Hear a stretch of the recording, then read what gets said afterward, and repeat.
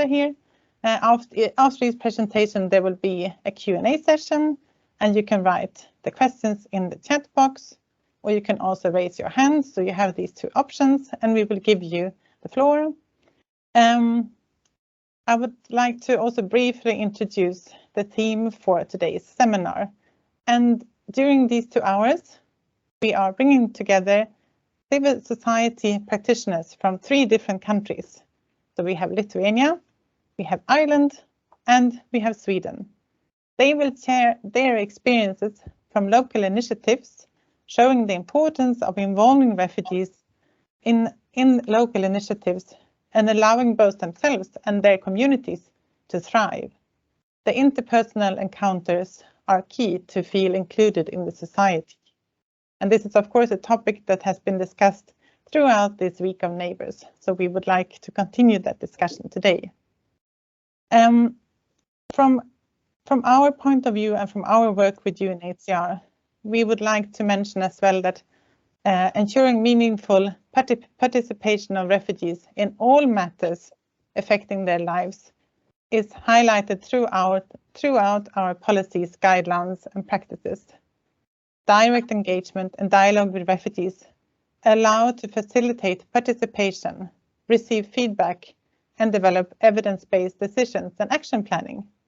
Refugee participation is a right, which promotes protection and reduces feelings of powerlessness, enables to draw on the insights, knowledge, capacities, skills, and resources, and empowers people to rebuild self-esteem and self-confidence, as well as helps refugees to cope with trauma.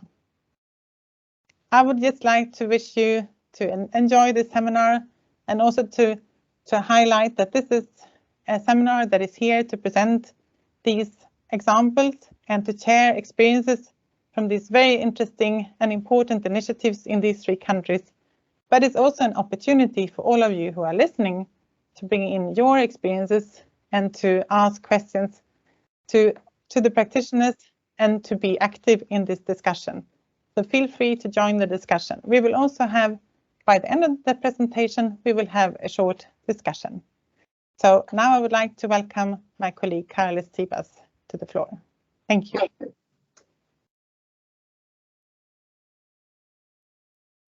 Yes, I need first of all to unmute my microphone. So good, wonderful afternoon. Colleagues, my name is Karolis. I'm an integration officer at UNHCR representation for the Nordic and Baltic countries. And without further ado, I think I will introduce our first speakers, I would say, because it's an honor and pleasure for me to introduce Artscape, the art agency which is based in Vilnius in Lithuania, which is cooperating with us for the last 2 years on providing the integration services for the refugees, but also they have very interesting approach to work with the people which are detained in the reception centers with the so-called creative missions. And this is that's why we decided this time to organize this this event in a very informal way to exchange our knowledge and practices by thinking a bit of outside the box on integration and reception. And we decided to look more at not only traditional stakeholders, but also to look at various initiatives which are using quite not very traditional and innovative approaches on supporting refugees, supporting asylum seekers in various situations.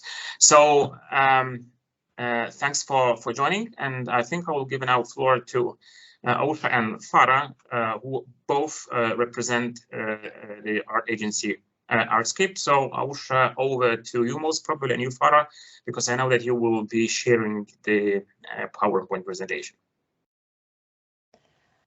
Yes, hello everyone.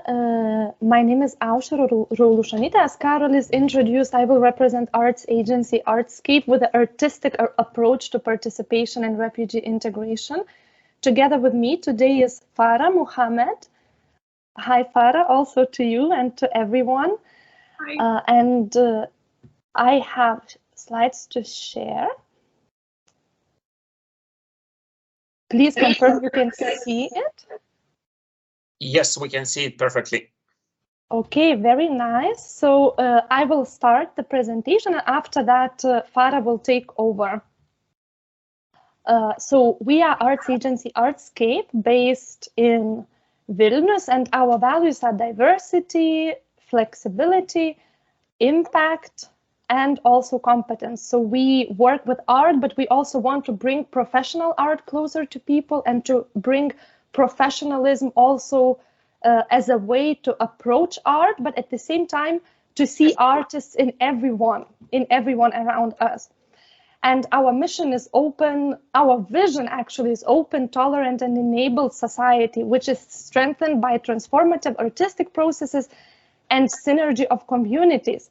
But how art is pointless, and we cannot eat art, we can't put it on our plate, it doesn't bring us money. So art is pointless, we think, without participation, because there are so many things that art can bring to people, and people and communities used art to connect people from the times of Homo sapiens, from Homo erectus starting creating something around the fire. And we think that art can be a catalyzer to connect people, and to connect not only people that come from the same place, but people that come from different places. So we would like to say, we believe that actually art can transform people's life, but I don't say we believe, because we actually are convinced by a lot of pieces of different research, which says that art connects people, art therapy can help communities to get united, to create something meaningful together, and also in the communities where new people arrive, in this case refugees, it helps to support the atmosphere for new people get integrated, invited, and connected to the communities that already exist in one place. So a little bit about the situation in Lithuania. So the number of people coming to Lithuania increased this summer during this time when a lot of people came through the Belarusian-Lithuanian border. And of course, we know that this impacts how Lithuanian society in general perceives refugees and asylum seekers and migrants in Lithuania. For example, the public opinion survey shows that while in 2020, 27 respondents say that they wouldn't like to be neighbors with refugees, and I emphasize this word because it's the week of neighbors. In 2021, this number grew up to 47%. And of course, it is related to the fact that a lot of people came to the country which wasn't prepared for this amount of people, numbers of people. But at the same time, one interesting aspect of this research is that people that participated in this research, more than 60% of them said that they actually have never met an asylum seeker or a refugee. So we think that people shape these opinions just from what they see in the media, and we think that art can bring people in the neighborhood closer to the people, to these respondents. So we want to use art to connect communities together, to create situations where people from the same community and also from different communities meet each other and can hear each other's story and can create something together and see each other as a person and not as a mass of people. So here I put together some aspects of how participation works in Artscape. So we try to involve people that are from socially vulnerable groups to help us with planning, how we should create project, what is important. And so we use participatory approach to planning when it's not only the organization or the receiving community that plans, but it's including all. It's the organization, the receiving community, and also the community or people, group of people that arrive to a new country. Then in the action part, we want to create a participatory culture through arts. So we bring art to communities and allow people not only to watch it or observe it, but also create it, so that you get the sense that what you do is tangible, and what you do others see, and others also do it together with you, so see you as a member of something, as part of something. And then we move from action to communication. And when we talk about the things what we do, it's not only that we want to talk about it from a perspective as an arts agency, but also we invite refugees, migrants, asylum seekers to speak together with us about the things that we do, so to give their perspective. So this is a little bit of theory, and then I want to bring some colorful and not so colorful pictures to you, which are examples of what we actually do with the communities, with the refugee communities that are still in the reception centers, and also the ones that are part of the integration programs in Lithuania. So in this picture, you see a photo from a community event. So it's like Refugee Day, which we have in summer every year. We organize it, and we just not just do a show, but we invite people to cook together, to create art together, to dance and sing together. Then this picture is from different refugee centers, different reception centers in Lithuania. We bring different art projects. It can be craft, can be art therapy, can be just art, music, clay, different kind of activities that we organize when we do these creative missions that Karolis mentioned before. So we do organize creative missions to all refugee centers in Lithuania, except one, which is in Kybartai, and which is a little bit more like a prison where only men are sent.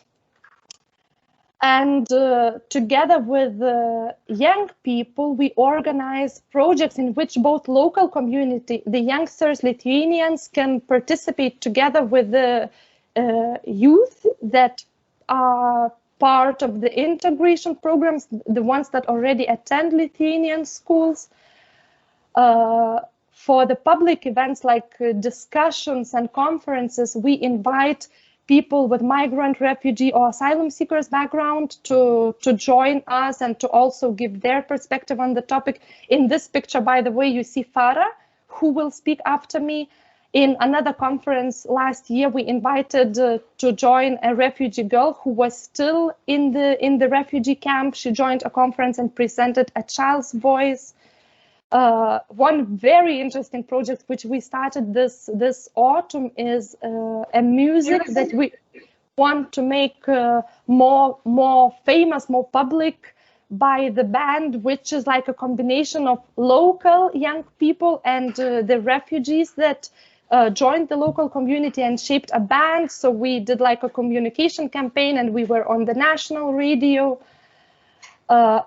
For the Lithuanian communities, we create like art which is open for the people in the regions of Lithuania. So from smaller cities, not only in Vilnius, but Kaunas, Klaipėda, Šiauliai, to see the art which speaks about social problems. In this case, about migration. So we have the treasure hunt with people in the cities. We have art where people can contribute and add their colors. And now for this spring, we organize like an open installation in which we will have this band, Uphill 7, to have a short concert, and also the movies, the stories about people with the migration and asylum seeking background. And the last one that I have today is the Culture Ambassadors program, in which we involve the art institutions and museums, art galleries that will invite the refugee youth, that will meet people that come to the museums and be like their guides in our galleries and museums. So these are different approaches that we take in different areas of communities, community life, to make people and communities inclusive, and where refugees, migrants, and people from minorities can participate in the cultural life of Lithuania. And I will give now the microphone to my colleague Farah, who is our educator. She works with Artscape and participates in different activities with us as well. Hello, everyone. My name is Farah Mohammed, and I came to Lithuania as a refugee 5 years ago. And since then, I've been like in refugee centers, and then I started working with refugees as an interpreter at first, and then social work, and doing still doing now workshops with through Artscape. And I want to talk a little bit about my experience working with refugees, and especially the recent one, like working with Artscape, because I felt that like I've done a lot of work with refugees, but this was the most like it was very effective, I would say, because like of using art. It sounded very, at first it sounded very like obvious. Yes, we can do workshops with the refugees, but when we started doing that and like feeling, like witnessing the transformation that happens, yeah, it felt very powerful and strong. So the main thing that I felt that art gives people is the ability to access joy, even in the most difficult situations. So it was very profound, and also like the sense of community, because like people in refugee centers are usually waiting for something, which is like an answer, when to leave, when to get that, when to get the paper document, when somebody is coming to us, because it's like most of the time it's like a little bit isolated, and sometimes it's like extremely isolated from the world. So when you come and you tell them that you just can have like tell us your idea, what do you want to create, and we can just provide you that, and give them access to that ability to create from what they're experiencing. It creates this yeah, this like ease, sense of ease, even if they are in such situations, and it can help them create communities inside, because when they are all involved around one thing, doing one specific thing, and I noticed that especially with women, when they are like gathering together and creating something together, so it helps a lot people to connect with one another, and to build like a sense of like community around something that they would love to do. And it was very important to create different varieties, because like in refugee centers, there are usually like 1, 2, or 3 activities that are very, might be very traditional, might be not, like their people's opinion is not involved in the matter.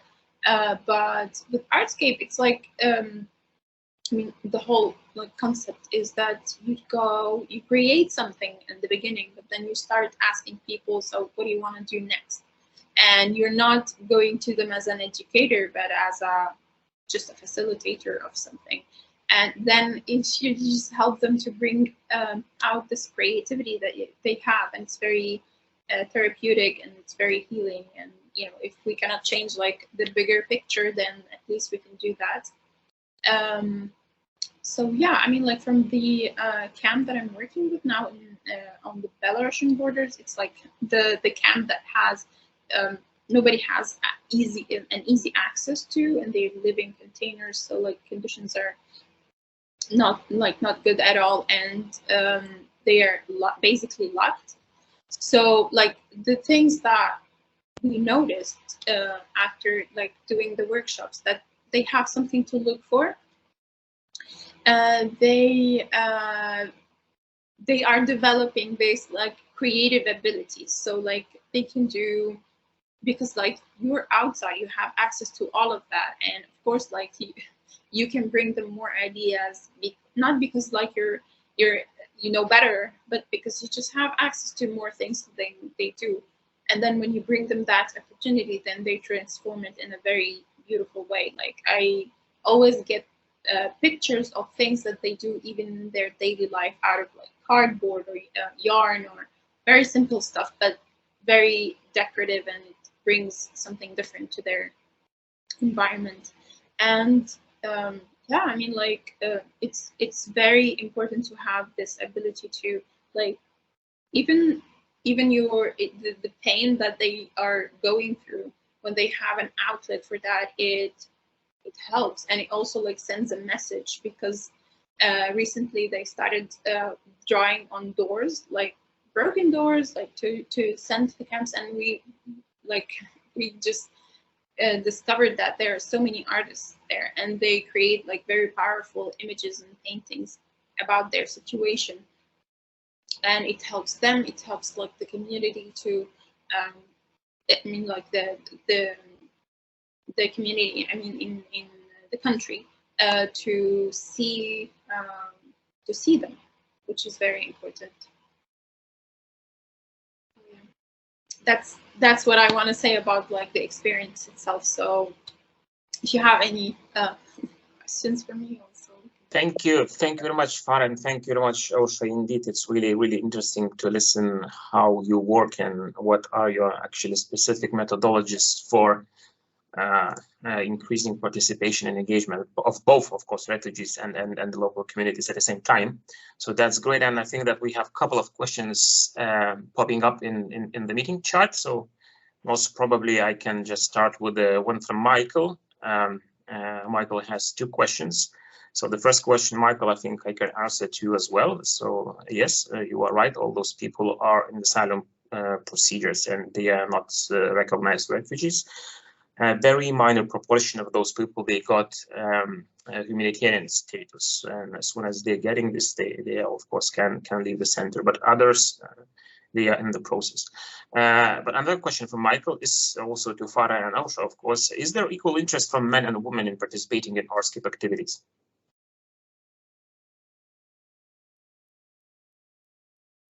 Farah, would you like to tell us a bit about women, because you work with them, and after that I will tell about men. I work with women. So far I've been working with women, and it's different because there's a kind of like level of like trust and willingness to be open when it comes to having women groups. And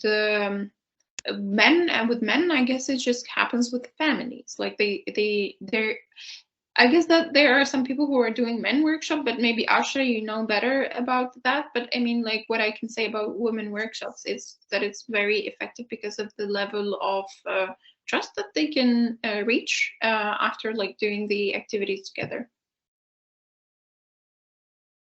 So currently at Artscape, we are organizing, like Farah organizes in Medininkai reception activities, creative workshops for women. And then we have another one in Pabrade where we have also creative workshops for women. So many would think maybe that women get more involved, but actually since autumn, we started doing workshops with one producer who came and he wanted to volunteer with us.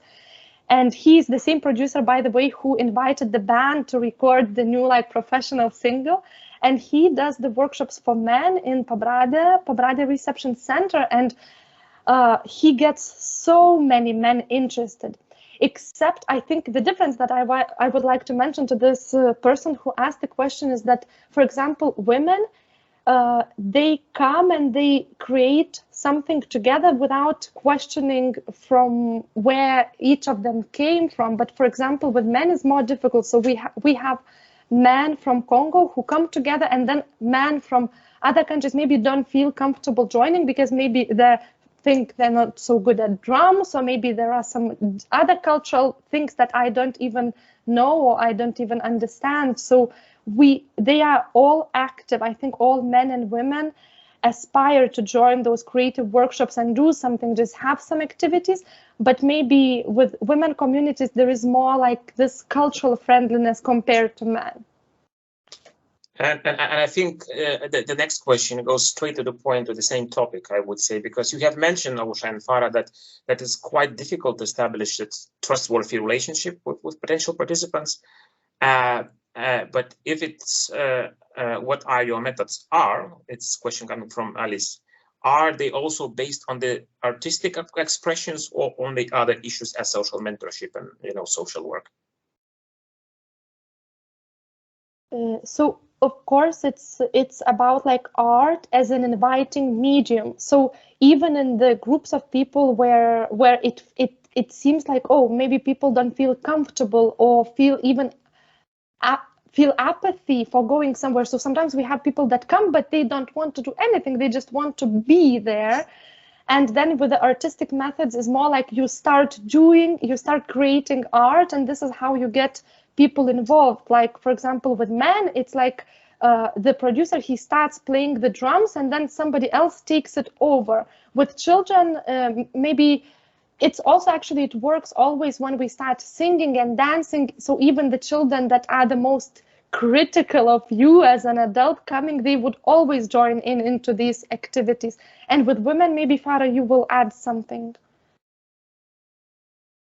Yeah, it's actually like the way that you come to people, as you said, Aušra, with a medium, you have a medium, which is something universal. Everybody can connect to that.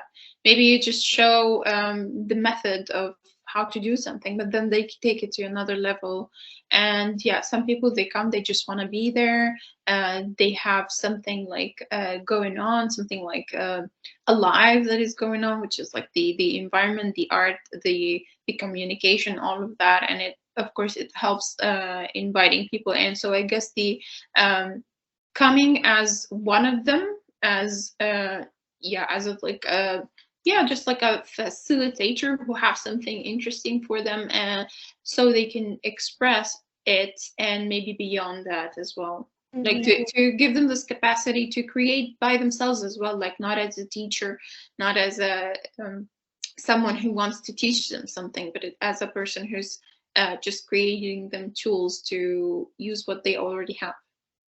Yeah, if I have just one more minute, I would add, Farah, I think you explained it quite well. And what Farah explained is actually, we call it the safe space. So if we talk about the method, or like what art brings, is not only about like how we start each lesson, that, oh, we come and say, oh, let's start, or maybe in another activity, you just start drumming, but it's about the long process and the continuation. So we create the safe space, and already when the creative missions educators come, people know what it would be. They may start something just by themselves. They enter the room and they start playing or start painting just by seeing the object. So it's like long process, continual, about the safe space in which you yourself feel comfortable to start some art. And then we have also the question from Michael. Sometimes artwork might depict traumatic memories. Do refugees have access to psychological support in the case if these traumas are reignited, let's say in those refugee centers that you are working? Yes, so in all refugee centers, officially there is this psychological support that people can access. In practice, it doesn't always work perfectly well. We as arts agency, we wouldn't like to completely move into the art therapy zone, because it's something like healing. We don't want to bring this concept that we come to heal, but our concept is that we come with art as a community bridging process, not really as art therapy, but there is an aspect of that, of course, that it's therapeutical to people, of course it is, but yes, people do have access, and we ask specifically about this in the centers. People have access, but I wouldn't dare to say that, yes, it's 100% working. And I think we have 2 minutes and we have one more question from another Michael. And the question is, have you ever tried to work in Kybartai, which is just for the audience to understand what Kybartai is basically a former correction facility, which was created as an immediate reception center in the context of rapidly increased arrivals. So the question is, have you ever tried to work, or you haven't gotten the permission? Yes, we got a permission to work there. So far, we know that the Social Integration Institute is visiting the people there.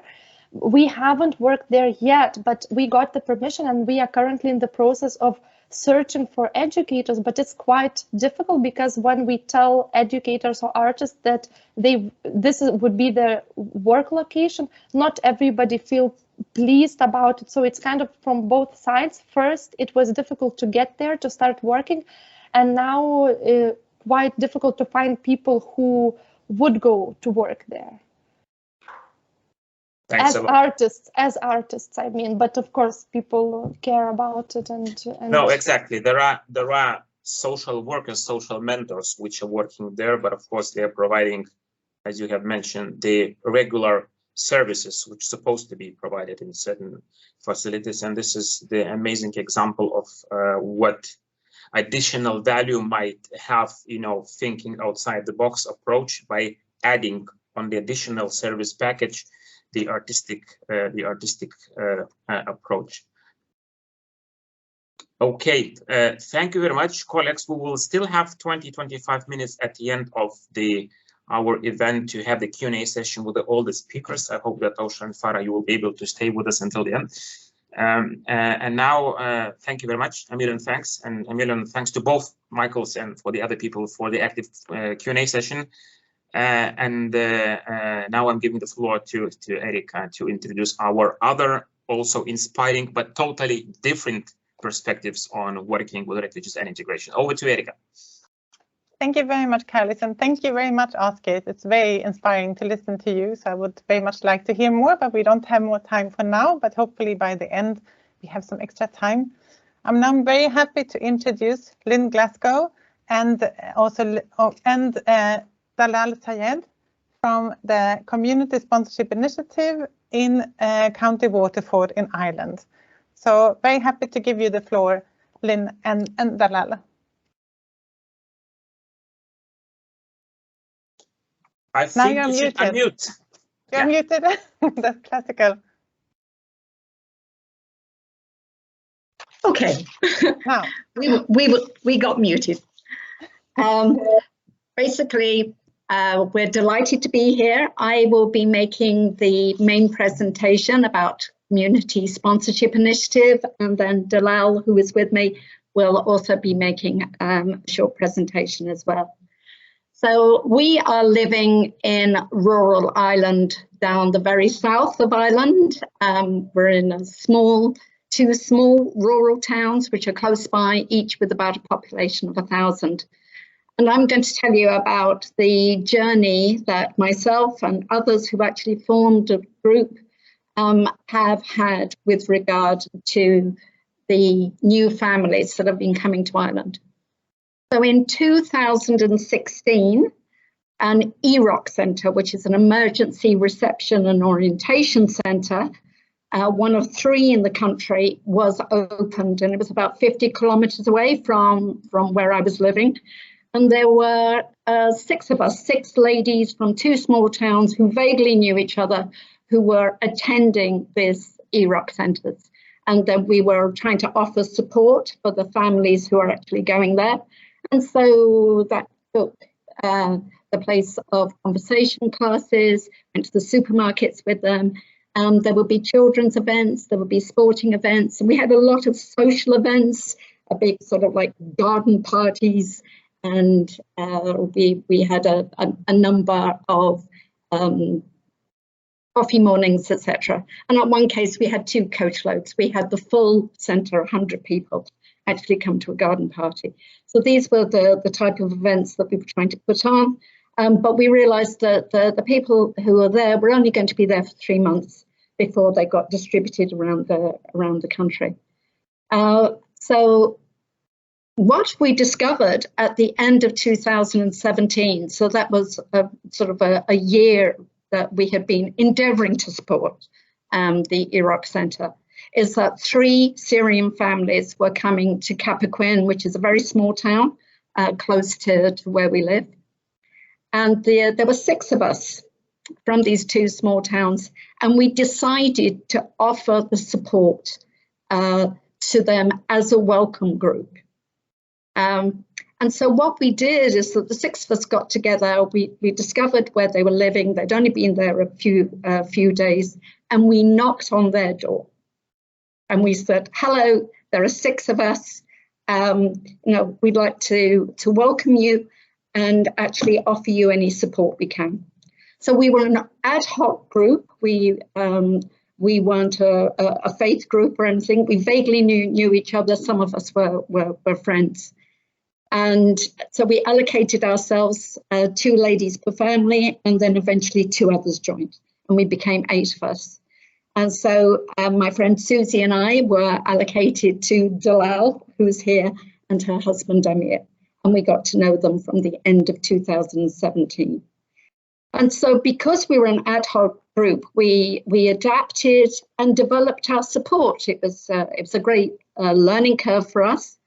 But there was this realization that inclusion and integration was so important, and that if you wanted to be embraced by the community had to reach out as well and actually include everybody in it.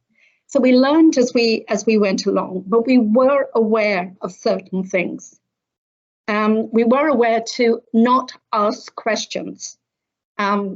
Because the story of the new families that came here was often traumatic. So it wasn't for us to ask those questions. If and when they felt like revealing their story, that was for them to do. And we also became aware that once you're actually established in a safe space, then medical conditions would start presenting themselves. It's almost as if families would hold themselves together for however long their journey took, and then 6 months, 9 months down the line, medical conditions would start presenting themselves. So that also made us aware of not only the orientation process of introducing them to everyone, having social events, etc., but also the need for support, and maybe some therapy was needed as well. And so we were actually doing this as a group, and at the end of 2018, so a sort of a year in to us doing this, we were approached by a division of the Irish government. They were called the IRPP, the Irish Refugee Protection Programme. That was under the auspices of the Department of Justice. And we were approached about doing a pilot community support programme. And this was very new to Ireland. It was based on the Canadian model. Now, the Canadian model had been very successful for decades in inviting refugees, thousands of refugee families into the countries, and they were being directly supported by the community. And so they were looking at getting a few groups around the country. We were the second group, and we called ourselves the Lismore Welcome Group because that's where we were based. And we were asked, would we consider this? And now they were told us what the criteria was. It included quite substantial fundraising, because instead of families going through the Iraq Center as part of the Refugee Protection Programme, they would come immediately into the community, and we would be actually supporting them from the beginning. So there was fundraising for many aspects, including the accommodation. So we had to find accommodation for them. We had to arrange for renting this accommodation, and and then any minor repairs or anything that needed to be done there. We were also responsible for getting the documentation done, which we realized was quite an onerous task because we weren't familiar with it. So of the 8, 2 of us actually focused on the documentation. And because we were looking at accommodation, our first house fell through. And so then we actually found a 2-bedroom apartment, which was above a small cafe. And that dictated what family would actually come to our small town, which was actually a brother and sister in their 30s. We had thought at the very beginning that the fundraising would be onerous, it would be really difficult. And as it turned out, it was fun. We had great fun doing it. We put on lots of events. We had art shows, we had open gardens, we had fashion shows, we had pub quizzes. We had great fun doing it, and the whole community actually got involved. So the fundraising was easy. The accommodation became a difficult part for us, and that is ongoing. It's difficult for everyone, but it became more and more apparent. Because we weren't, say, part of a faith group, so we didn't have a congregation behind us, we decided to hold a public meeting. And this is one of the challenges that we discovered that we had to face. We held a public meeting. The minister at the time, who was responsible for this program, he agreed to attend, as did a number of other luminaries from the Irish government. And so we held this public meeting before the family were coming, actually announced, this is what we're doing, this is what we're attending, we're looking for your support. 160 people attended the meeting. The town is only just over 1,000 people. And but it also attracted the attention of the far right. And so this was one of our challenges. I was chairing the meeting, and we were actually, as a community, it brought the community together. We actually managed to tell the far right, who were very, very disruptive. They were constantly interrupting what we were trying to say, and it was trying to be an information session. But we managed to have the community get up. They got up out of their seats. They applauded us, and it was like, go away, you have nothing to say in this community. So that really did actually bring the community together, which is, also acknowledging that there were still questions to be asked. And we then just put on some small coffee mornings to actually address any questions that anybody had about that. And because of that, everyone knew that our family was coming.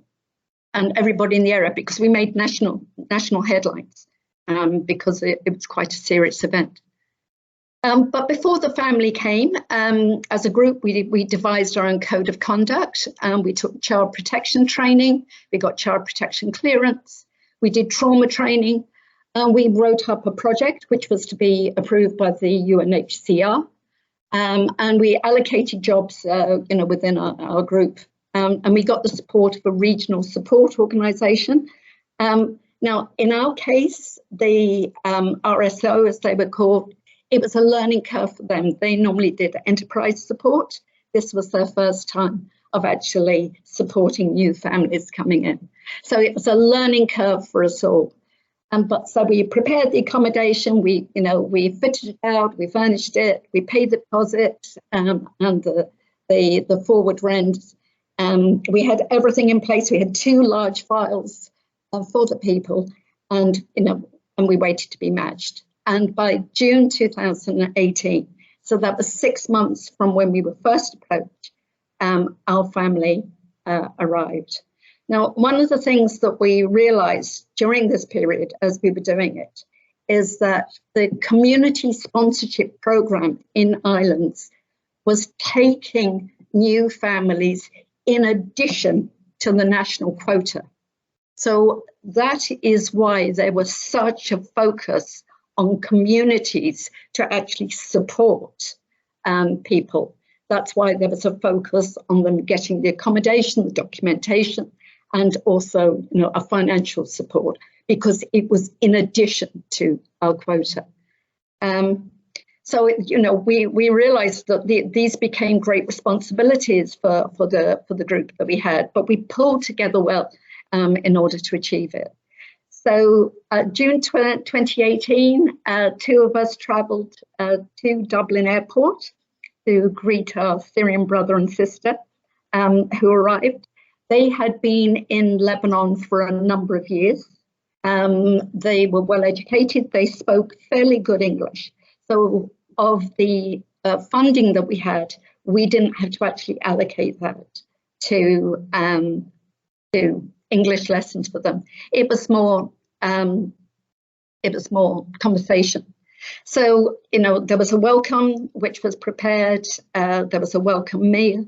We had arranged for them to have phones and SIM cards for Ireland. We got them bikes. There was a halal meal. We stocked everything with what we had hoped were the correct foods by actually discussing it with our Syrian friends in the nearby town. And we had an orientation program for them.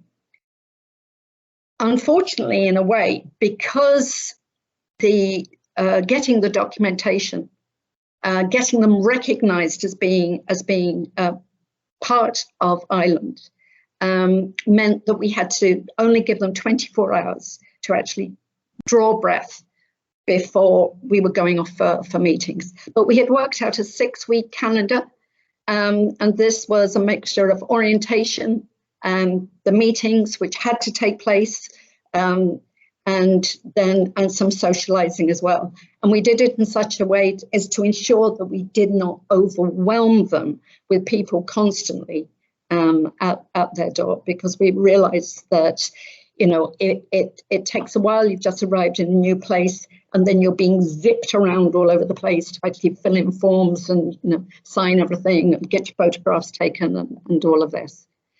So the applications were for sort of welfare, for housing support, to actually get their ID numbers.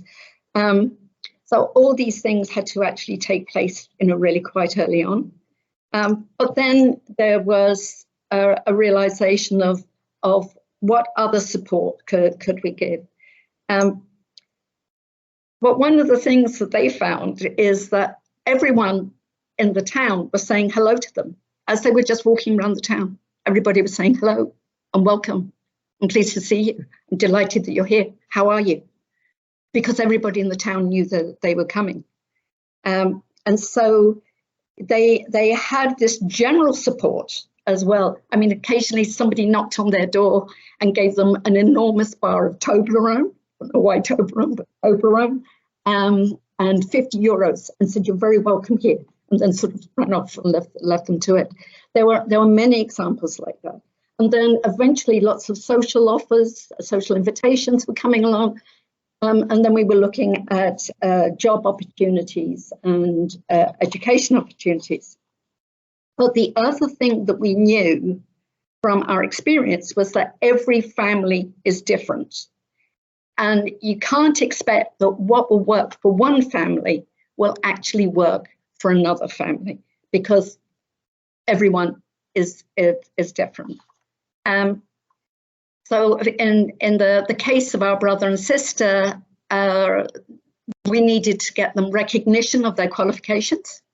And we did that by actually linking up with the university in Cork, with the examination board there, who were prepared to actually recognise their qualifications, because that was one of the things which was problematic. And then we organised further education for the brother. Now, he was actually in need of some very serious medical support. So, that was something else that we were very much involved in. Whereas the sister was actually much more in need of social support. But we started looking for jobs with them. And, they started with government support jobs. And eventually we knew that the brother was looking to actually further his education. And so we networked for that. And, you know, and through their own persistence as well, he eventually completed his master's degree during, and was finalized during COVID. So the actual official rollout of the promotion came after about 4 or 5 families had arrived. And the brother and sister were very much part and parcel of the promotion for the community support program as we had. It was difficult during COVID because there was delay in all the families who were expected to come under the program, because there are about 20 or 30 groups who had actually set up. And you know, there was an awareness for us that when it comes to families that have children, they're much more likely to actually settle in rural areas than young professionals. Young professionals, who are well educated or have good qualifications, were looking for job opportunities in metropolitan areas. And so this was the case of our family. And we knew that from the very start, but it was probably a year and a half in when, you know, we started talking seriously, particularly, you know, with a master's degree coming up to being finalized. It was like, okay, so where is the next step for you? And we realized that we were a stepping stone in their journey for where they were going to be. And they eventually went to Dublin in September last year. And then, of course, we were actually trying to find accommodation for them. We actually found house shares for them in Dublin. And, you know, opportunities, job opportunities there. So, you know, in order to try and help them settle in Dublin and, you know, even get sort of boyfriends or girlfriends or whatever, that evolved as well. Because we were very much aware that through the EROC program, that even though families would actually stay there for 3 months, maybe 6 months at a maximum, they would then be parachuted into communities in the country. And the small towns or large towns or cities, wherever they were parachuted to, nobody had an idea that they were coming. And it was like, who are these people? And we know nothing about them. And so they became like other. And it was deliberate not to actually advise communities that they were coming, so that, you know, you wouldn't have the far right community there with placards.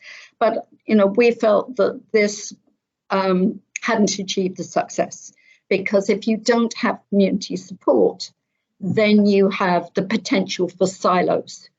No, and you know, and the whole idea of integrating and becoming part of the community and sharing all those cultural experiences doesn't happen, because it's like, who are these people? They were right next door. And the other thing is that because we are community support, we're there 24/7. So if there's an emergency, one of us is available to actually go and help support during that emergency. And that's really critical, because, you know, with the government programs, yes, they have excellent people who are there 9 to 5, Monday to Friday, who have probably 20, 30 families that they're looking after. They can't take them to the hospital. They can't look after the emergency with the child. They can't answer the question immediately about something which is problematic. Community support allows that. And so, the official support for the community support program has been finalised as a government. It's come under the Amnesty organisation as a regional or as a national umbrella, and then and they've opened a new open community site. And then there are 3 regional support groups. One is the Irish Refugee Programme, one is the Red Cross, and one of them is the NASC, who are a refugee support group in Cork. So, you know, but there's also informal networking amongst community support groups around the country. They have monthly meetings on WhatsApp, as well as these more formal open community meetings that are held as well. So, I mean, accommodation is still the biggest problem for everyone. Occasionally a philanthropist would actually step in and offer the accommodation. But what we have found is that, say, within our own group, we still have our families, Syrian families in nearby town. There's another Syrian family that came not too far away under another community sponsorship group.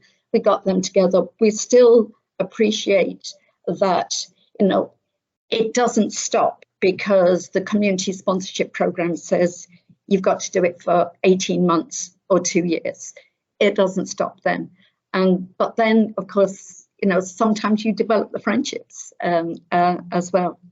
So, you know, that is our situation here. You know, I'm also involved with actually helping some Afghan families to come in. And one of the things that you may have noticed is that I will not use the term refugees unless it is part of a descriptor for an organisation, because I feel quite strongly that that is stigmatizes people when they come in. So I feel that once they've arrived in Ireland, this is their place of refuge, and they are a new family. And wherever possible, you know, we will use the expression like new families.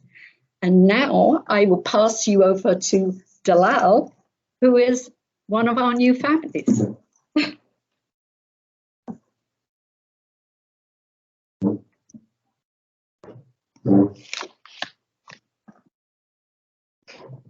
Hi everyone, my name is Dalal Sayed. I am from Syria and I used to live in Damascus. And I live in Kabuquin now with my family. In 2011, I had to leave my country due to the war. And finally arrived in Ireland 2017. It took 6 years to make our journey to Ireland. We stayed 4 years in Kurdistan camp, Duhok, Iraq. We then traveled across Turkey to Greece. It was a dangerous journey. First, I would like to thank you for letting me talking about the community support program we received in Ireland. We came to Ireland in September 2017 and stayed 3 months in the Iraq Center, a reception center for refugees. This was before the community support program started in Ireland. We spoke no English. In December 2017, we were given a house in a small country town called Kabuquin.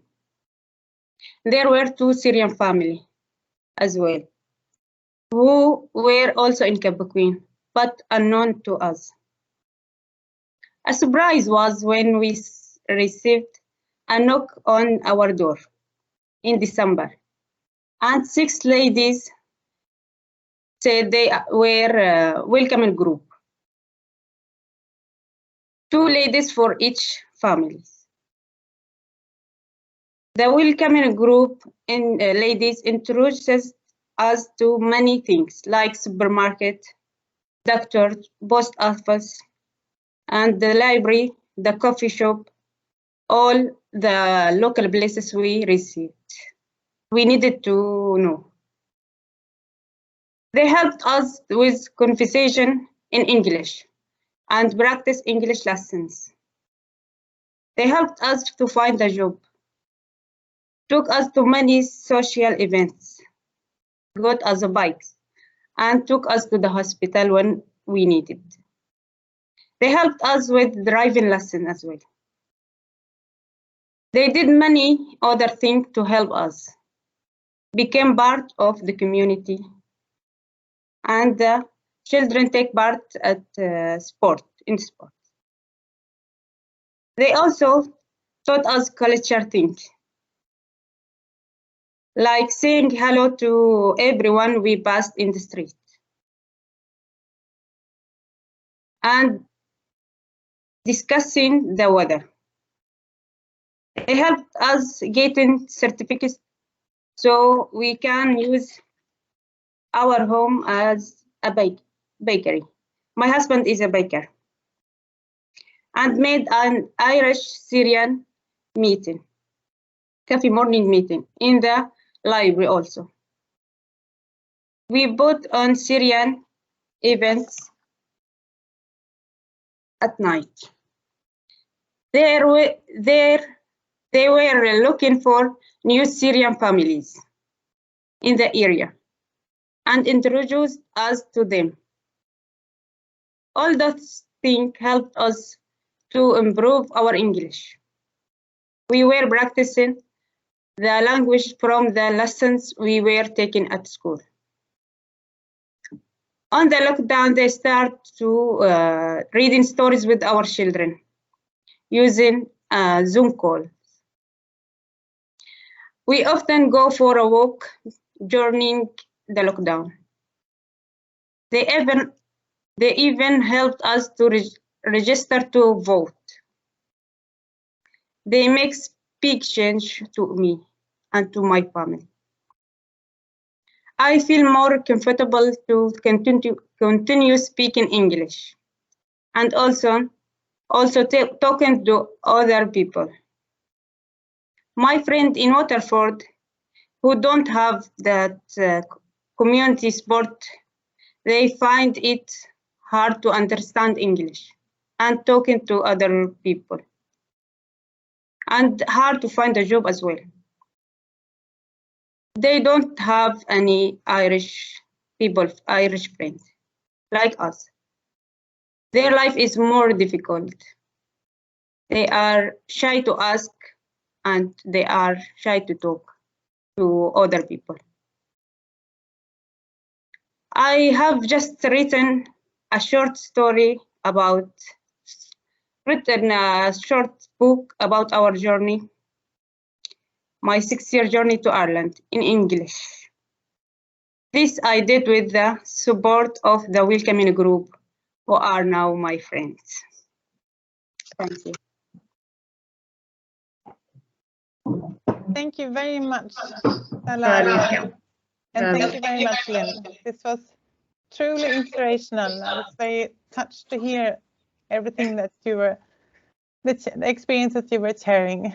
And it really shows that what we are talking about today, community engagement and for people to meet each other, that's the key. I mean, this is what we need. Otherwise, I mean, we cannot get to know a society. We cannot feel included. So thank you so much. And thank you so much, Dalal, for sharing your story. I see now also that time is flying, that we have one question from the audience, from Michael. And that is, let's see now, I lost it here. It says, so I'm very impressed by your initiative and your resourcefulness. Did or do the professional backgrounds of the ad hoc group have a relevance for meeting the challenges you've faced and surmounted? I think as a group of ladies, yes, we probably all did have some professional backgrounds. We had different strengths within our group. And that actually helped us all in what we were doing. We did have some professional artist craftsmen in the group as well, which actually sort of links in well, you know, with what you were saying from Lithuania, that capacity actually communicate with people through art. We had some nursing, we had some teaching. You know, my background was in international development, and so yes, and we were just fortunate, and we knew that we could ask for anybody to come in to actually help us, and that they would. Thank you very much, Lynn. Just a follow-up question to that. Did you also have some, did you divide your time a bit differently? Or I mean, I understood from Dalal and also from you that you divided yourselves between the families, right? But did you also have some kind of division of time or in some sort? Well, when it came to the three families in Capricorn, basically myself and Susie would be the more regular people who would actually come, although all six of us knew everyone, and we would have social occasions with everybody and others as well. When it came to the family who came under the community support program, we had to be very careful not to overwhelm them, because you know there were 8 of us and there were two of them. And so we had to be conscious about making arrangements with them beforehand to make sure that this worked well for them.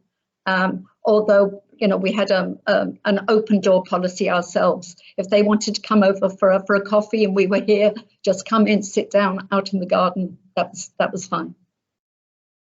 Okay, thank you very much. I have a question from Alice as well. So, understanding that you were not all speaking the same languages in the beginning, what were your means or ways of communication in the beginning? Well, Google Translate was great. Yeah, we did a lot of Google Translate, but I can remember that, Dalal was a very attractive young woman. So I grabbed a whole load of sort of Vogue magazines, etc., from a friend of mine. And we would actually go through these magazines and then start talking about what the different things were, because that was relevant. And also Google Translate was exactly, and also for supermarkets, the supermarket catalogs, because you actually need to know what the words are. So we use these things because they were relevant. Well, that sounds very creative. So. Thank you very much for that reply. I think if there are no further questions, I think we need to move quickly to the last presentation of today. And hopefully we will have some time to ask you more questions by the end of the session today, Lynn and Dalal. Okay. So now I would like to thank you very much. And now I would like to move to Kajsa Marsk Rives and Ahmed Norman from an utsträckt hand in Danderyd, Sweden, and Täby. So I would like to give the floor to you, and we are moving. It's also continuing on the same topic, but in a slightly different context and shape. So, Kajsa, please take the floor. Very happy to have you. Thank you, Erika. Thank you so much for having us, me and Ahmed, today. So my name is Kajsa Marsk Rives, and I'm the president of the local non-profit organization En utsträckt hand. I'm going to start to talk a little bit about our local initiative, and then Ahmed will have the floor. So we are, as I said, a local non-profit organization based in the municipalities Täby and Danderyd, which are part of the Stockholm region in Sweden, but separate municipalities from Stockholm, but we belong to the Stockholm region. And our motto is that we support new families in Täby and Danderyd to begin with their new lives. And that's really the aim of the organization. And we were founded in 2015 as a result, really, of the refugee crisis, when Sweden received, I can't even remember how many refugees, but a whole lot. And there was a refugee reception center in the municipality of Täby, which received many, many refugees, and the municipality was really taken by surprise, I think, that there were so many coming, and we really felt from the community that we needed to step in and to assist supporting the municipalities, but of course, first of all, of course, supporting the refugees who arrived with their basic needs. So we collected clothes and, you know, other basic needs, shampoos, soap, and whatever they needed. And at that point in time, these refugees who arrived, they were only staying for a short period of time and then, you know, distributed all over Sweden. But after perhaps 1 or 2 years, the refugee reception center turned into a more permanent accommodation in the municipality of Täby, and then in Danderyd, they supported the refugees with apartments. So since, I don't really know, but perhaps 4 or 5 years back, refugees, then there is no reception center in our municipalities anymore. We receive then, you know, refugees either staying in this kind of hotel in Täby, which has been then turned into more permanent accommodation, or in apartments in the municipality of Danderyd. And the new families coming, the new persons and families coming to our municipalities, they then stay, they receive accommodation for 2 years basically, and maybe I think if they are families, they can stay for some 3 years, but the basic is 2 years. So after 2 years, they need to find their own accommodation and housing, and that's a real challenge, but we can come back to that. But the aim really of our organization today is no longer to, you know, to support with basic needs, clothes and so forth. We are more looking at, you know, supporting new families in our communities to begin with their new lives, and really to help them with the integration and to help them understand how it works in the Swedish society. And we want to make it easy also for the established residents in our municipalities to engage in integration activities, so that we can create meeting places for refugees or new families and established residents to meet and to get this cross-cultural interaction really. So what we do then when it comes to activities is some social activities. We assist with some basic needs and study support still. And we do that either on our own or in collaboration with the 2 municipalities, or in collaboration with other civil society organizations like the Red Cross, for example. And our organization is completely depending on gifts, donations, and volunteers. So it's economically it's quite tough, but we do get some really good support from especially the Danderyd municipality, and then from private persons who donate both in kind and furniture, bicycles, and even money sometimes. Right now we have some 3,000 members in our Facebook group, but that doesn't mean that we have 3,000 members that are active in our organization. I would say that we are perhaps some 30 active volunteers right now, and we are engaging some between 50 and 100 refugees, new families in our municipalities right now, I would say. And since they stay for 2 years, I mean, people come and go.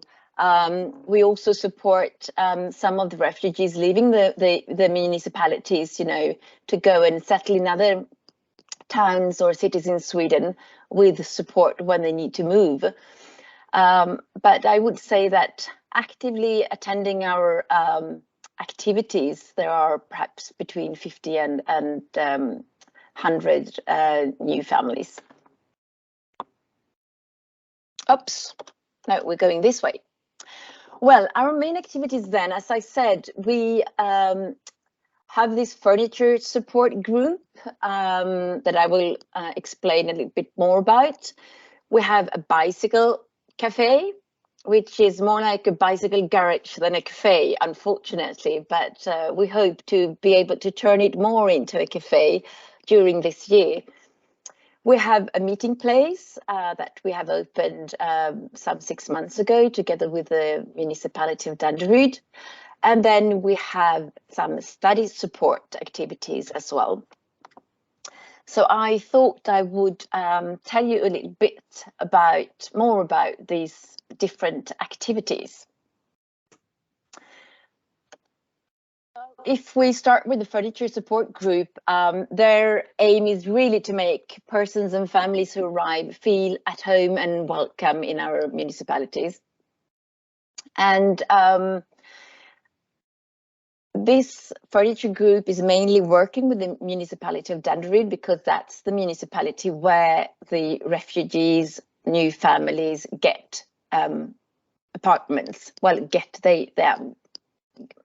they live in apartments, whereas in Täby they don't live in apartments, but in a converted hotel. So, but we have an excellent cooperation with the Danderyd municipality, really, which we are so happy about. And we then provide these apartments with furnitures, cooking utensils and toys if it's a family. And all these utensils and furnitures, etc., are donated then. So we collect from people who are willing to donate, and then we go to the apartments and we furniture and we make it tidy and nice before the families arrive. And in 2021, we furnished some 35 apartments, I think, and some 118 persons actually benefited then from the furniture support groups activities. And that group then counts 4 active volunteers as of today.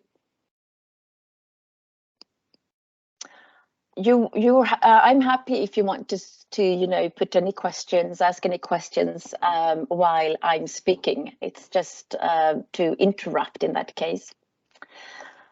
The bicycle cafe then, well, more a garage than cafe, unfortunately, right now.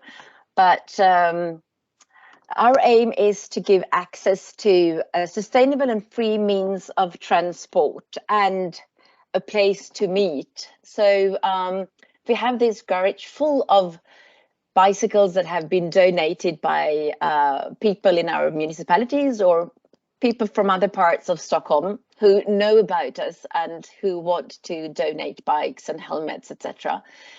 So what we do is that we renovate these bikes together with 6 active volunteers. And what I'm really glad for is that these volunteers are then newcomers, new persons in our municipalities. So we have one man from Kurdistan, one from Afghanistan, one from Chechnya, another one from Syria, I think. And it's a really good team. And we then renovate the bikes and give bikes to members of the new families, really, so that they then can have a means of transport which is both sustainable and good for the environment and free, because public transport in Stockholm is really, really expensive. So this helps them then to go to school, to go to a job if they have one, to go to the Swedish classes, etc. And since we opened the Bicycle Cafe in 2016, we have donated then more than 700 bikes. And it's one person, one bike, I always say, because a lot of people want to come back and have to upgrade to a new bike or to get a second bike, but we don't have enough bikes for that. So it's one person, one bike, and it works fairly well. And the whole idea is to have then a place to meet, to have a coffee, to have a chat, and to get a bike, of course. And if the persons coming are a bit handy, then they can, of course, help to renovate the bike. That's what we hope. And it's quite funny, actually, because since I'm running the Bicycle Cafe and I'm a woman in, you know, working clothes, some people get a bit surprised and they don't think that I can carry the bikes or pump the bikes or change the wheels. But it's also good to show them that Sweden is a country where gender equality is really important, and so they get to know that as well. And we are so happy because 1 month ago we got the news that we have received funding for 3 bicycle classes for some 45 people during the spring 2022. So together with an organization, a bicycle organization in Sweden, we are going to be able then to provide bicycle classes for 45 new persons in our municipalities. So that's really great. And then 6 months ago, we opened what we call the meeting place in Danderyd, and that is together with the Danderyd municipality. They applied for funds together with us. And the aim of the meeting place is really to bring people together for local integration and cross-cultural exchanges. So we have been very limited by COVID, of course. So the last 1 or 2 months, we have been forced to have activities outside, which is not that fun in Sweden when it's dark and cold and snowy. But we've survived. But now with the restrictions being taken away, we can continue again with our violin classes. We meet and cook together. We give study support for those who need and want. We have Swedish conversation. You can come and just have a coffee and speak Swedish with our volunteers. And now post-COVID, we also plan to broaden the activities to start with yoga classes and a children's room where they can come and play. And the only thing limiting us really is, the number of volunteers, because we need to be quite numerous to be able to run all these activities. But it's very much appreciated among the new families, and I think that sometimes we've been some 60 people and very, very crammed in the small 2 small apartments that we have access to. I think that we will now have access to some more space as we go forward. And then we have the study support, where the aim is to support children who cannot get homework support at home. And that could be because the parents don't speak Swedish, and of course most of the homework is in Swedish, or the parents are illiterate, which makes it very difficult. So 1 hour a week after school and at school in one of the schools in the municipality of Danderyd, we provide then homework support. And we reach out to to children then between the age of 6 and 12. And 5 children are attending right now, and we have 3 active volunteers that are regularly coming to the school every Thursday.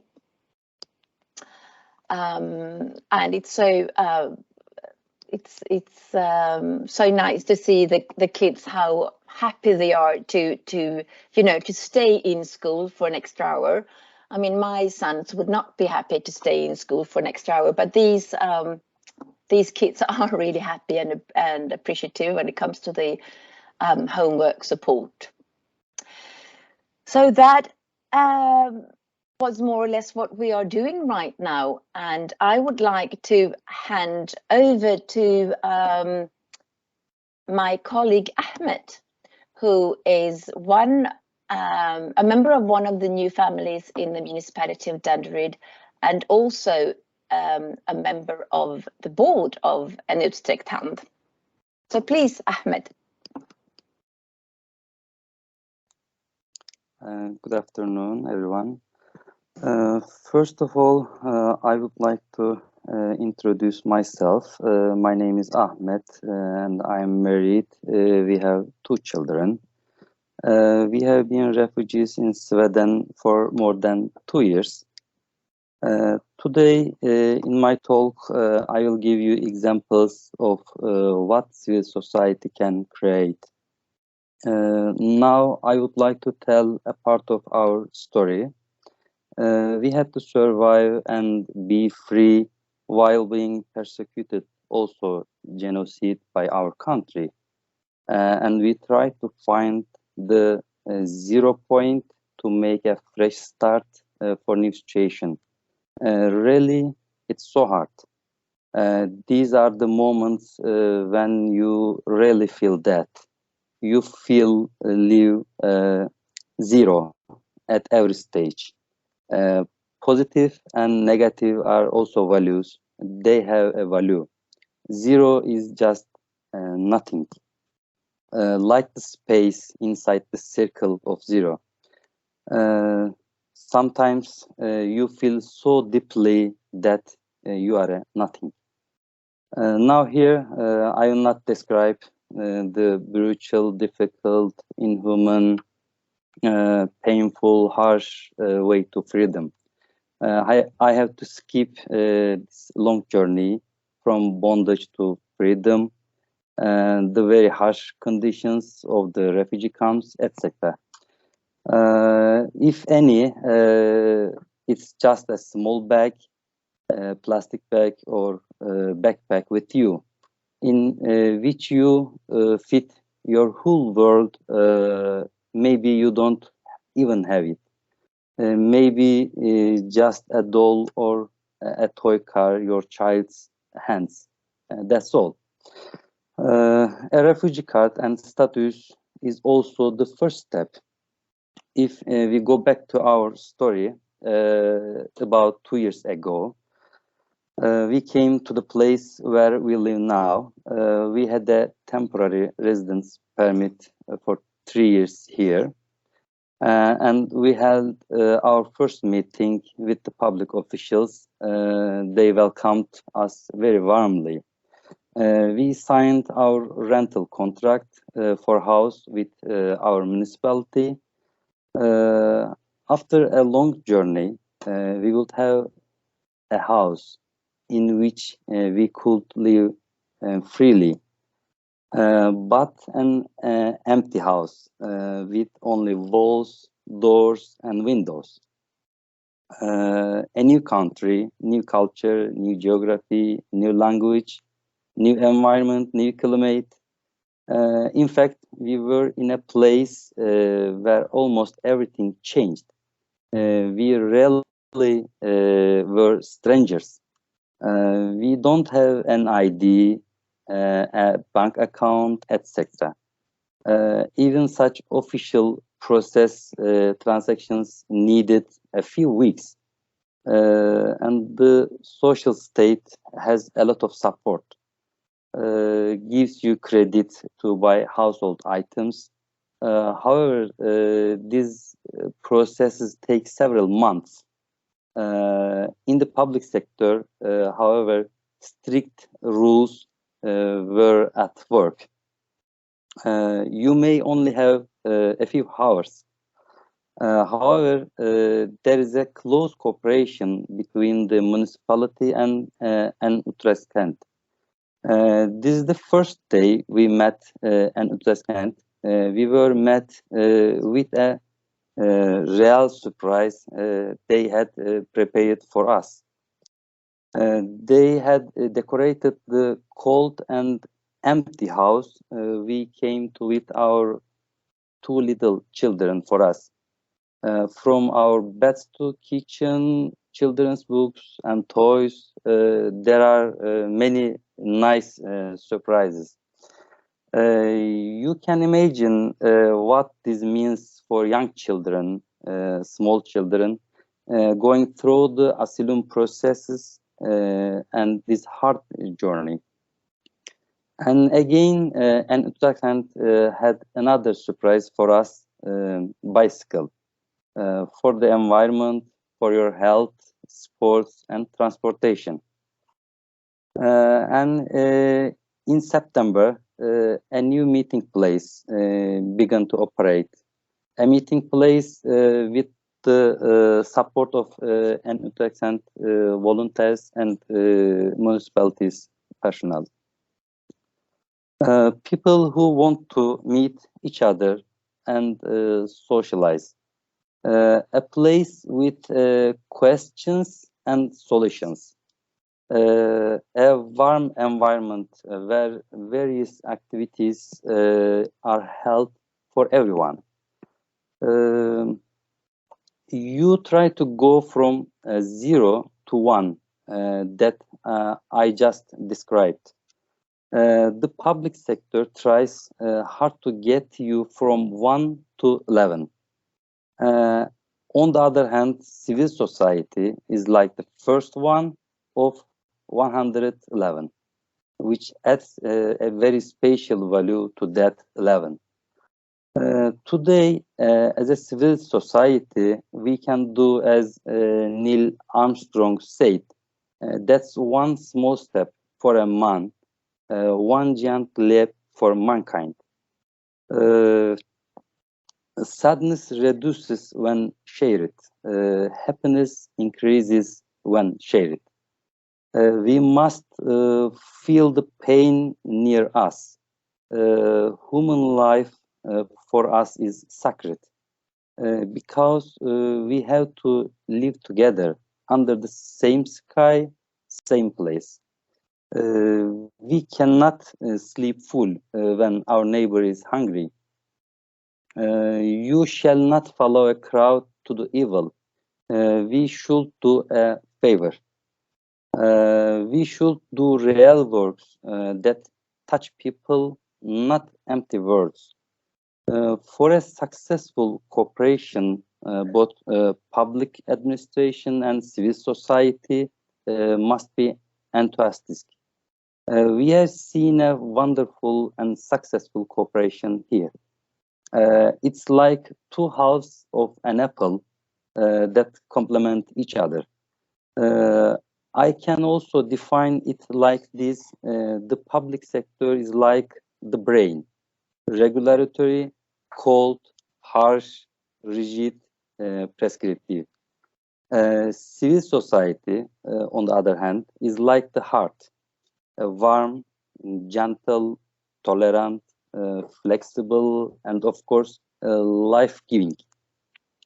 The harmonious functioning of the brain and heart, warm, is vitally important for the continuation of life. The volunteers behind many jobs are actually invisible superheroes. Values such as volunteering, solidarity, social responsibility in civil society are produced from the heart.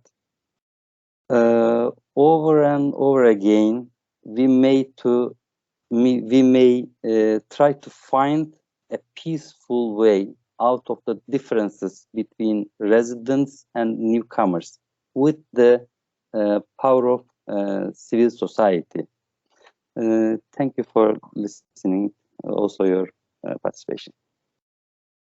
Thank you very much, Ahmed, and thank you very much, Kajsa, for this very inspirational presentation as well. And I picked up that word that you mentioned, Ahmed, with the superheroes. I think that's a very good way of describing all the civil society actors as you and the others who have presented today, to show that this is actually something that people that sometimes are invisible, but sometimes are not. And I think they're very much needed in society. And again, showing that the human encounters are crucial in this situation. So I would also like to see if we have any questions. And yes, we have that. So one question from Michael. So knowing that that your municipality, I'm guessing you mean probably both Danderyd and Täby, or maybe one of them. I don't have that actually in completely in my head for now, if it was both of them, but that they have received evacuated Afghans through resettlement to the municipalities. And Michael is wondering whether some of these people are also part of the people that you are supporting. So Kajsa, maybe that's a question for you. Absolutely. I mean, we have been supporting some of the Afghan families with furnitures, etc. in Danderyd.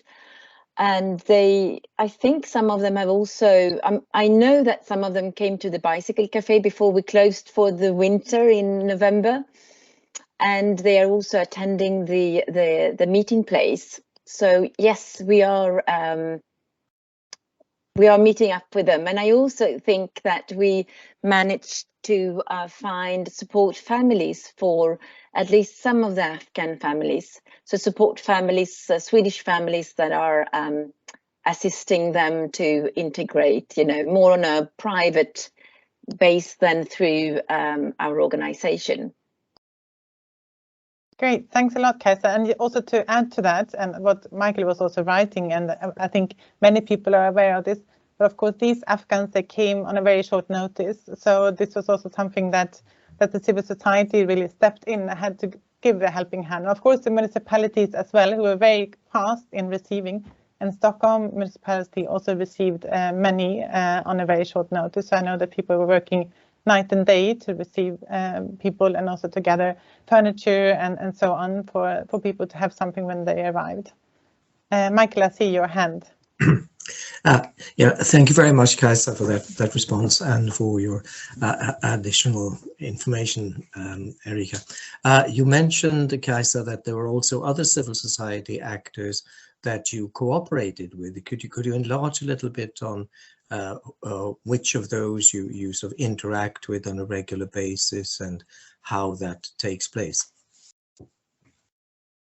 It's mainly with the Red Cross, really. So we cooperate with the Red Cross when it comes to the meeting place, for example. The Red Cross Stocksund in Danderyd is very active at the meeting place. So they support with volunteers. They are planning to open up a sewing workshop, I think, and also we're discussing how we could work together with the bicycle cafe to perhaps find, you know, work together to find a better venue for the cafe, so that it could be more a cafe than a garage, really. Mm-hmm. So we're discussing those things, and then we've also been cooperating around clothes this winter. Normally we don't work, you know, on collecting clothes and so forth, but we have had so many coming, you know, stepping out of the airplane at Arlanda airport in flip-flops in January. So it has been a real need to step in. So we've done that together with the Red Cross, even though that is not what we normally do. I have another question to it. When we listened to Lynn, we heard that at least initially, right-wing groups were very critical of this kind of activity. Have you experienced anything like that in your municipality, or is it sort of easygoing in that respect? You've not been challenged in the work that you do? I would say that it was a long time ago we were challenged, but not, it wasn't organized. It was, you know, one single person questioning why we organized running activities with refugees in one of the, you know, one of the forests of Danderyd or Täby, but we haven't received any threats or anyone, you know, visiting our activities to complain or to no. So thankfully. Great, yeah. And thank you, Ahmed, for your very moving and incisive representation of your own experience, but also, I think, the experience of many refugees, and focusing on what really matters with, let's say, the heart also having a place in the welcoming, and not just the rationality, which often is the basis of a lot of administrative work. We need each other. Thank you. Very true words, Michael, indeed. So, Aušra, I think you have a question as well. I see your hand is raised. Yes, I have, and also Michael spoke with some of my words. Thank you, Michael, also for many questions, and thanks everyone. I'm really curious about also for Kajsa and Ahmed, and also for Lynn and Dalal, about the involvement of the community, about this participation. Does it happen naturally when you start something, or do you have some additional effort that you make to attract more of the community members, or does it happen within this interaction with people who come? How exactly do you do that, and do you do it at all? Is it going by itself? So who would like to start, Kajsa? Should I start? Yeah. No, it's not going by. Oh.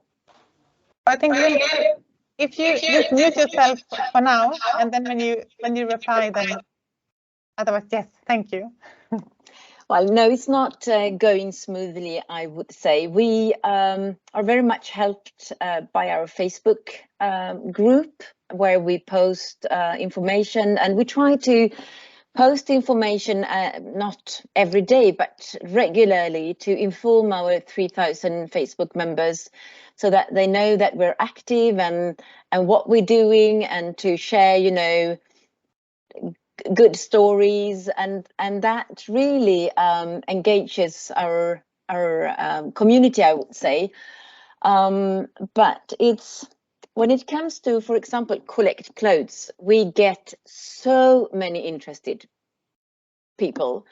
But then when it comes to, you know, engage as a volunteer, then you have to invest your time and engage, you know, on a more regular basis. Then it becomes more difficult to get involvement, really.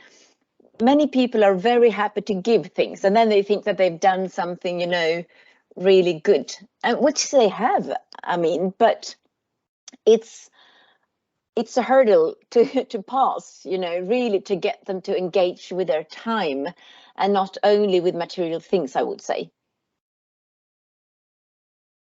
Thanks a lot, Kajsa. Lynn? I think likewise. I mean, we have our Facebook site, we have our WhatsApp groups. We would also have regular meetings, but I think the best thing is always the social events that we put on. Outside of COVID, we regularly put on social events, and they could be small, or they could be sort of real, like gala events. And that was the thing which actually attracted so many different members of the community, and they were always you know, wanting to chat and share, and also just get to know, you know, who is my neighbor. Yeah, thank you very much. Aušra, do you also have, I mean, from your side, I mean, any thoughts around that, or any tips, or how you would, I mean, considering your question for yourself as well? So we also have some, I was interested in this actually to ask Lynn and Kajsa, because I understand it's like a community project. It's not like it started from almost nothing, no funding, and people do it, everything together. So for us, we run many projects on funding. So we have projects where people meet together, and we have like even family events, also social events, like Lynn mentioned. They really work because families, local families come and they meet also families of the ones that arrived to Lithuania, and they start doing something together. Even when the project finishes, they still continue being friends and grow as friends, as family friends. Thank you. And I just would like to welcome everyone. If you have, just raise your hand, because now we moved very naturally into the discussion part here. So if anybody would like to, and we are not that many, so I think just raise your hand if you would like to comment or get into the discussion. Or write in the chat box, of course.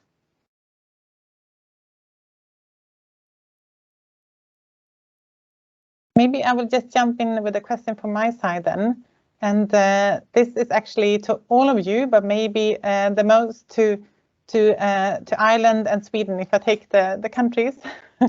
And that is, what does it mean to have this type of initiatives for the community? Does it change? I mean, I think you all spoke about it, but I think it's something that we need to maybe we could discuss a bit more. I mean, has it changed community members, I mean, old community members and new community members' understanding of each other? I mean, does it, because listening to you all, it seems quite clear. It should be quite easy. We need to meet each other. We need to understand each other. Otherwise, we don't understand each other. And then we keep on saying we and them, and we keep on getting into these kind of not understanding who is living next door to us, even though we could just ring the doorbell. I mean, what would you say? I mean, how has these initiatives changed the possibilities or the understanding of the persons who are new in the community and the ones who have lived there for a longer period of time? Maybe to start with Lynn and Dalal.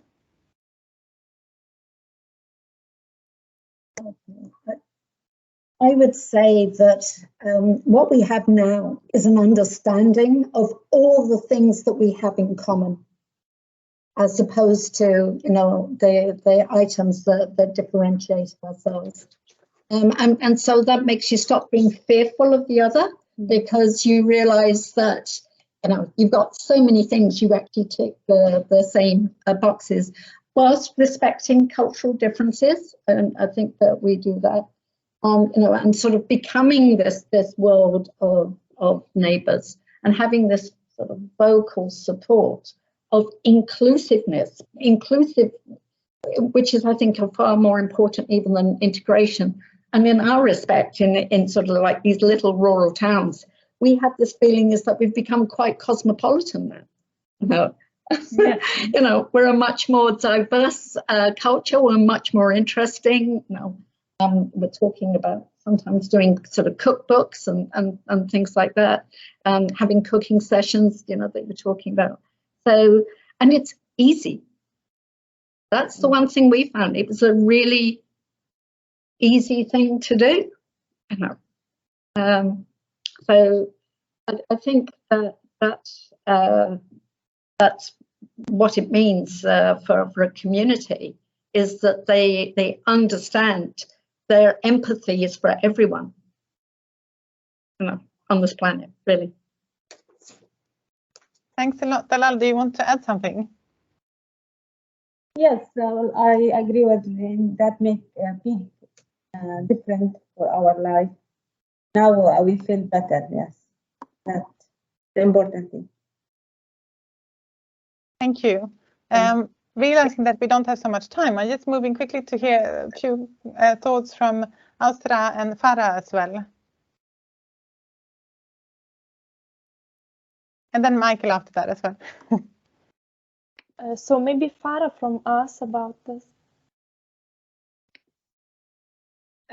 Yeah, I guess that it's very important to always focus on how can we expand more, and like inclusion is very important, and we all have like different tools to do that, and yeah, like to have even more and more ways to accomplish this, because like it's very important to understand one another, to understand different cultures, to look at different cultures in a way that is empowering rather than like just different. Yeah, so like that's where each person, you know, like a group has something to offer. I mean, like it's amazing how each one of you is bringing something like amazing, and that also like serves this idea very well. Thank you, Farah. And Ahmed and Kajsa, do you have anything to add?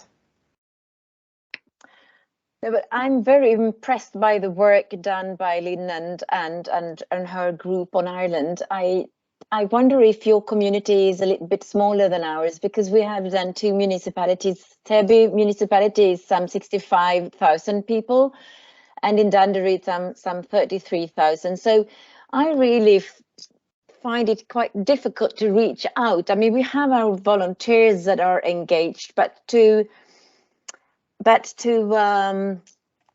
reach out in the way that you've managed, Lynn,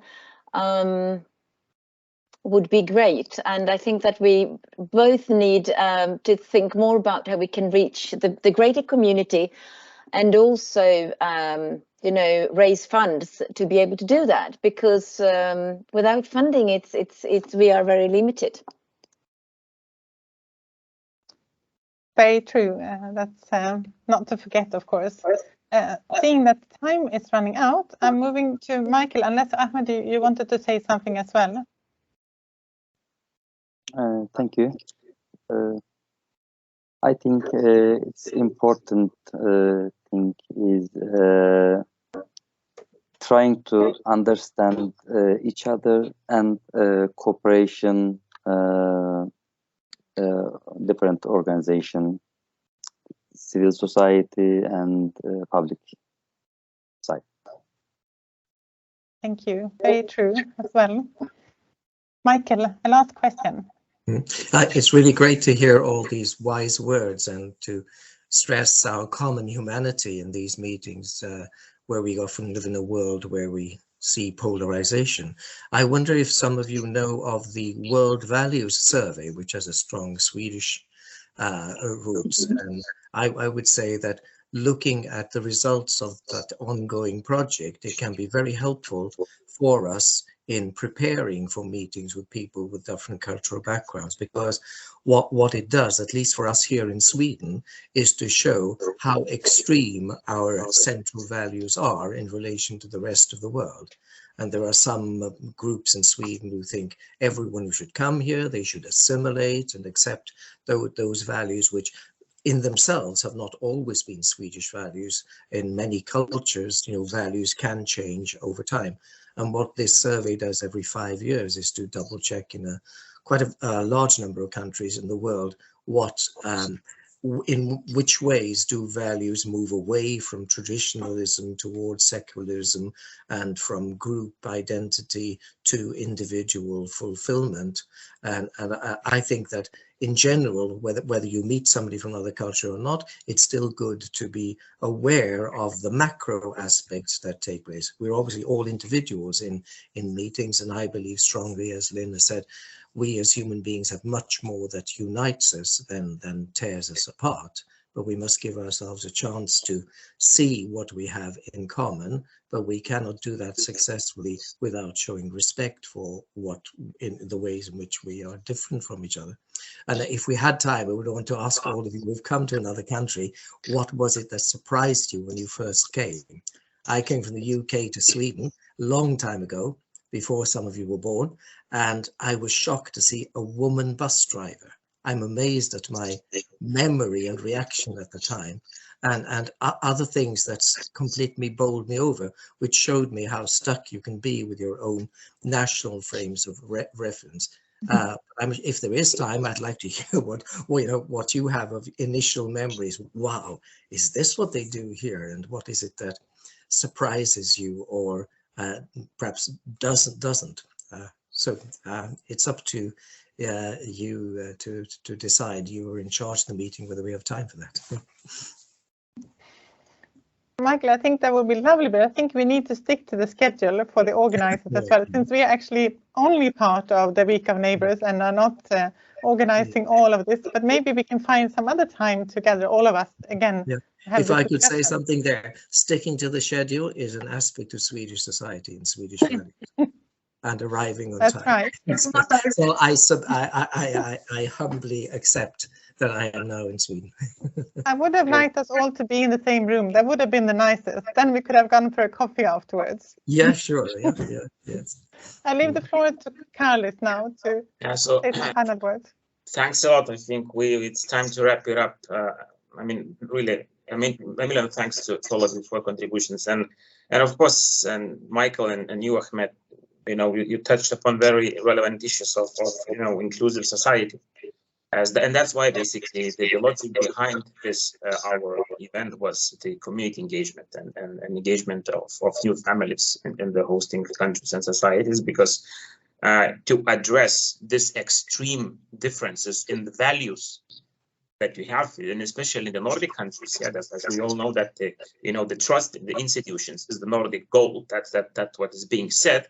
While people which are fleeing from the wars, they tend not to trust in institutions because of the persecution. So even that explains you what are the extreme differences. And by also having, I would say, very strong institutionalized legal frameworks, and sometimes it's not enough. So, basically by trying to humanize this, cohesive society, and by trying to create a very small gap between different values, by not having this assimilation, but having diversity and inclusion at the local level, I think that this is where we need, as Ahmed perfectly placed, this notion of integration by having the heart as a legal framework, brains as a legal framework, and heart as a civil society and grassroots engagement in this great work of what you all have been doing for the many years. So I think this is where we can definitely finalize our event. I was amazed by all these three very different types and different ideas of the projects, right? From the Artscape, with a really artistic approach and proactive engagement of all people, to Irish case, where we have a very, very committed people which raise the participation and support to refugees from 2 persons to the very institutional one, where we have a community sponsorship, and then of course to Danderyd and Täby, where we have amazing cooperation with the city and with the municipality, which actually gives another resources. So I think it's really great. So thank you very much. And of course, UNHCR's role here is to facilitate this network, facilitate this knowledge, and we really do hope that we'll be able not just to share the PowerPoints, but also to link all different integration actors to be able to work on maybe sustainable partnerships in the future. And so thank you very much. And of course, on behalf of the World of Neighbors and the Week of Neighbors organizers, I will really hope that you will be able to log also tomorrow, Thursday at 3:30 p.m. For the live broadcast, which is called Keeping Our Humanity Alive, which is the last and final event of all this amazing Week of Neighbors. So thank you very much. Let's keep in touch and let's try for the cohesive society. That's it from us. Bye-bye. Take care.